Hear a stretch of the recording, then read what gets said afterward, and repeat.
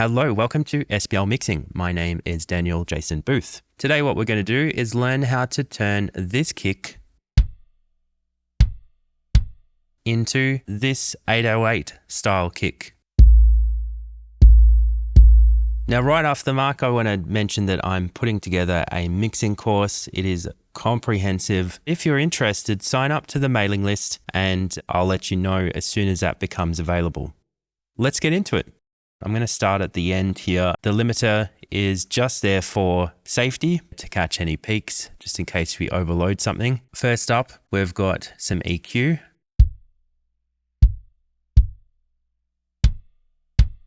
It's just tone shaping, so it's not so clicky. Getting rid of some of that mid-range so that a lot of the attack is pulled out of it.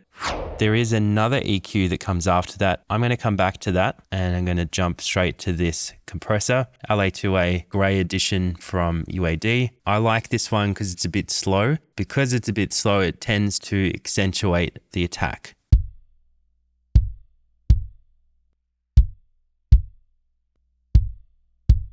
So a little bit of harmonic content, punchiness. Now this compressor will make a little bit more sense once we get the second EQ in there. Next up, we have the oxide tape machine.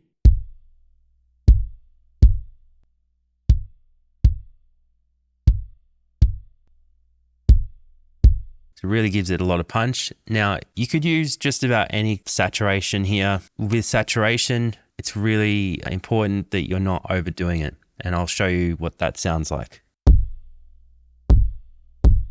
To me, it just sounds like a broken speaker. So I'm going to dial that back.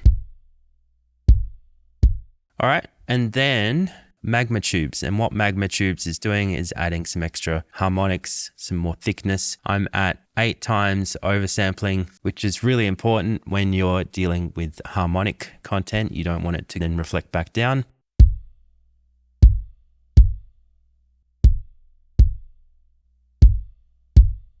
Now the real magic is this EQ here. Quite an extreme boost at 55. Because we're doing such an extreme boost and it's quite a thin bandwidth, it actually starts to ring the filter. Most filters ring, and just to demonstrate my point, when you play with the Q, this is what happens.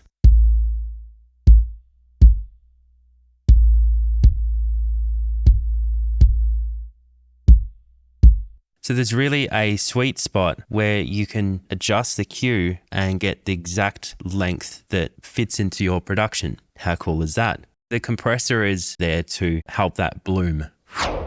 Now what's the next step? Most 808s, they tend to follow the key of the song. We're sitting at 55. If you go to Google and look up notes versus hertz or frequency, you will get a chart that looks like this. And as you can see here, we've got A, and A is 55 hertz, which is exactly where we have this one set. So I kind of like the sound of this. Let's say, for example, that we're working in A major. So what we want to do is we want to make all the different notes of that scale. So A major has A, B, C sharp, D, E, F sharp, and G sharp. 7 different notes. We're going to duplicate this 7 times, and we'll just say this is the A low.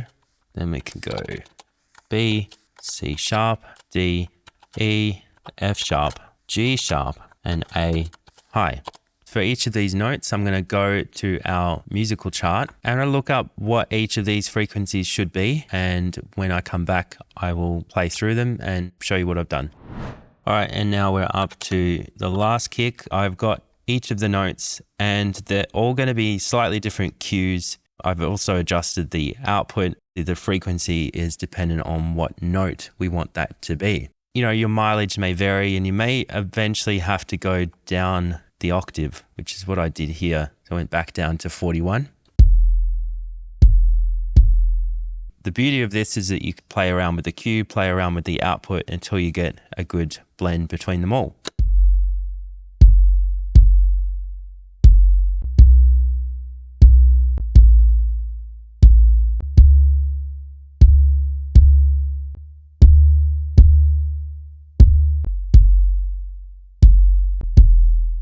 Of course, the other option is that you just map it onto a sampler. that's the process. So let me know in the comments if you have any questions. Thank you for watching and happy mixing. And if you like, check out some of these other videos that YouTube recommends.